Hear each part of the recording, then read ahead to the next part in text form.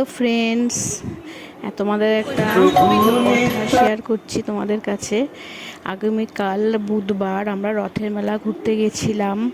হ্যাঁ, একটু রাত করেই গেছিলাম, 9টা নাগাদ। হ্যাঁ, তারপরে একটু কেনাকাটা করলাম, ছেলে মেয়ে একটু কিনলো, একটু ফুচকা খেলাম, একটু ঘুরলাম। ফেরার পথে জিলিপি কিনে বাড়ি ফিরছি।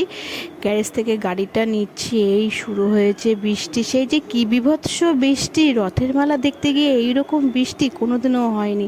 দারুণ একটা অভিজ্ঞতা হয়েছে, দারুণ মজা লেগেছে। রথের মেলা মানে দেখতে গিয়ে এইরকম ভিজে বাড়িতে আসবো, দারুণ অভিজ্ঞতা। এত ভালো লেগেছে, এত ভালো লেগেছে, আমি তোমাদের কাছে শেয়ার করলাম। এত ভালো লেগেছে, বিশাল বৃষ্টি, আমরা চারজনে পুরো ভিজে পুরো বাড়িতে এসেছি।